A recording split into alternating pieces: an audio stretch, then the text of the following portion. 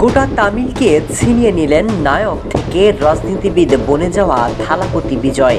দীর্ঘ ৪৯ বছর পর দক্ষিণ ভারতের এই রাজ্যের মসনদে বসতে চলেছেন রূপালী পর্দার কোনো মহাতারকা। সেই সাথে মোদির সরাসরি শত্রু বনে গেলেন থালাপতি, কারণ কয়েকদিন আগেই মোদির বিরুদ্ধে যুদ্ধ ঘোষণা করেন বিজয়।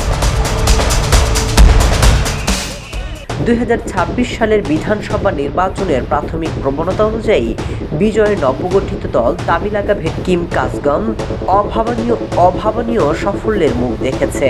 মাত্র ২ বছর আগে রাজনীতির দল ঘোষণা করে এবার মূলধারার দলগুলোকে টক্কর দেওয়া তামিল রাজনীতির ইতিহাসে নতুন এক ঘটনা। এই পরিসংখ্যান স্পষ্ট করে দিচ্ছে তামিলনাড়ুর মানুষ এখন তৃতীয় একটি বিকল্পকে গ্রহণ করতে প্রস্তুত। বিজয় যেভাবে নিজেকে রাজনীতির ময়দানে প্রস্তুত করেছেন তা অত্যন্ত পরিকল্পিত এবং ধীরস্থির এক সফল যাত্রা। প্রথাগত অভিনেতাদের মতো তিনি কেবল পদ্মার জনপ্রিয়তাকে পুঁজি করে হুট করে রাজনীতিতে নামেনি। ২০০৯ সাল থেকেই তিনি তার ফ্যান ক্লাবগুলোকে বিজয় মক্কল আই ক্লাব নামে একটি সমাজসেবামূলক সংগঠনে রূপান্তর করেছিলেন, দিচ্ছেন নানা প্রতিশ্রুতি।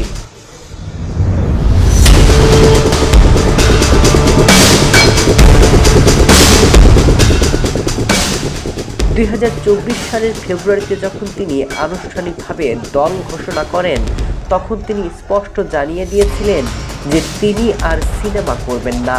নিজের ক্যারিয়ারের মধ্য গগনে থাকা অবস্থায় অভিনয় ত্যাগ করে এই বলিষ্ঠ সিদ্ধান্ত সাধারণ ভোটারদের মনে তার প্রতি অগাধ বিশ্বাস তৈরি করেছে।